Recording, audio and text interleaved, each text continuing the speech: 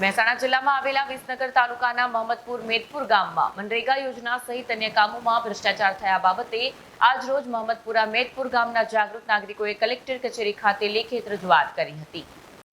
મહેસાણા જિલ્લામાં આવેલા વિસનગર તાલુકાના મહમદપુર મેદપુર ગામમાં છેલ્લા ઘણા વર્ષોથી મનરેગા યોજના સહિત અન્ય કામોમાં ઘણો બધો મોટો ભ્રષ્ટાચાર થયો છે। ભ્રષ્ટાચારીઓ દ્વારા મનરેગા યોજનાના જોબ કાર્ડ બનાવીને લાભાર્થીઓના પૈસા બારોબાર ઉપાડી લેવાના આક્ષેપો કરવામાં આવ્યા છે। તેમજ ગામમાં કેટલાક કામ થયા નથી, પરંતુ સરકારી ચોપડે તે બતાવી દેવામાં આવ્યા છે।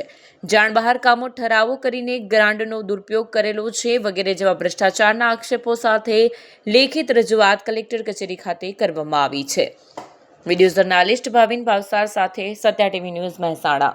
નામ જણાવજો અને આજે કયા મુદ્દા ઉપર કલેક્ટર કચેરી આવ્યા હતા? મારું નામ કનુજી તરસંગજી ઠાકોર, ગામ મહમદપુર, તાલુકો વિસનગર। અમે આજે મહમદપુર ગામના નાગરિકો મનરેગા કૌભાંડ તથા અન્ય કામોમાં ખૂબ ભ્રષ્ટાચાર થયો છે એ બાબતે કલેક્ટરશ્રીને અમે આવેદનપત્ર આપવા માટે અમે આવ્યા હતા।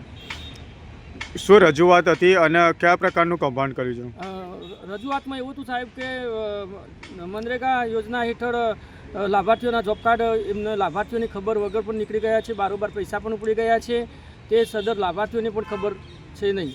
અંદાજે કેટલું કૌભાંડની આશંકા હોય? અંદાજે 8 થી 10 લાખ ઉપરનું કૌભાંડ છે અને અન્ય સહિત ગણવા જઈએ તો લગભગ 15 લાખ ઉપરનું કૌભાંડ છે અન્ય કામોમાં સહિત।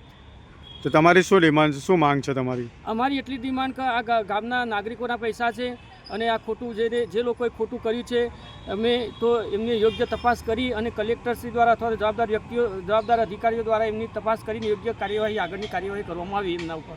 મનરેગાનું જે કામ તમે કહો છો જેના પૈસા ઉપડ્યા છે એ કામ પણ ગામમાં થયું છે કે નથી થયું? ના, એ કામ બિલકુલ થયું નથી। અમે ગામના લાભાર્થીઓની પાસેથી જાણવા મળેલ બાબતે અમે એમને પૂછપરછ કરી તો એ બિલકુલ જાણતા નથી અને જગ્યા પર કામ પણ થઈ ગયું અને કામ કરવા માટે પણ ગયા નથી।